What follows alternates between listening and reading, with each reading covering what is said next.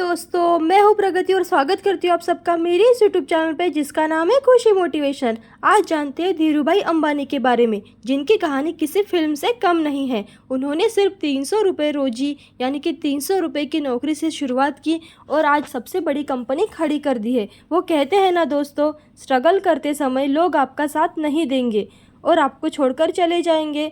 एक बार सफल होकर तो देखिए, आपका अटेंशन पाने के लिए तरह तरह का दिमाग लगाएंगे। ऐसी ही कहानी धीरूभाई अंबानी की है। धीरूभाई अंबानी ने 1983 में रिलायंस की शुरुआत की थी, जो पॉलिएस्टर बिजनेस से लेकर भारतीय मसालों को विदेश भेजने का काम करती थी। बाद में कंपनी ने कई सेक्टर्स में अपना कारोबार फैलाया।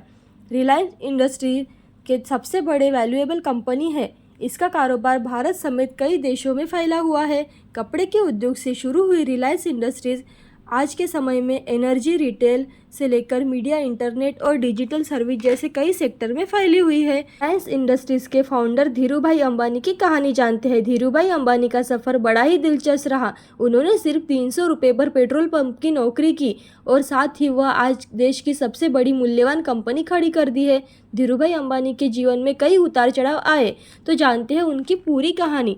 सबसे पहले जानते हैं कि वो कैसे मुंबई आए। जीवन परिचय। धीरूभाई अंबानी का जन्म 28 दिसंबर 1932 में हुआ था। 1950 के दशक में धीरूभाई अंबानी ने 300 रुपये प्रति माह पे वेतन पर नौकरी की शुरुआत की। कुछ सालों तक काम करने के बाद वह वहां के मैनेजर बन गए। हालांकि बाद में उन्होंने नौकरी छोड़कर खुद का कारोबार शुरू करने का फैसला कर लिया। बताया जाता है कि धीरूभाई अंबानी सिर्फ 500 रुपये लेकर मुंबई आए थे। तो जानते हैं कैसे शुरू किया कारोबार। मुंबई आने के बाद वहाँ उन्होंने कई कारोबार को समझने में जुट गए, कई इलाकों का भ्रमण करने लगे। बाद में धीरूभाई अंबानी को समझ में आ गया कि पॉलिएस्टर और भारतीय मसालों का विदेश में बेचने का कारोबार शुरू कर सकते हैं। इस कारण अंबानी ने 8 मई 1973 को अपनी कंपनी रिलायंस कॉमर्स कॉरपोरेशन के नाम से कंपनी की शुरुआत कर दी। यह कंपनी भारत के मसालों को विदेश में और देशों में पहुंचा रही थी, पॉलिएस्टर को भारत में बेचने का काम कर रही थी। तो जानते हैं आज़ाद भारत का पहला आईपीओ। धीरूभाई अंबानी ने आज़ाद भारत का पहला आईपीओ लाने का विचार किया। 10 रुपये शेयर प्राइस पर 2.8 मिलियन शेयर का आईपीओ पेश किया। इस आईपीओ पर निवेशकों ने जमकर भरोसा जताया और यह 7 गुना ओवर सब्सक्राइब हो गया। निवेशकों को इसमें बहुत ही ज़बरदस्त फ़ायदा हुआ। अब जानते हैं रिलायंस ने इन सेक्टर में रखा कदम।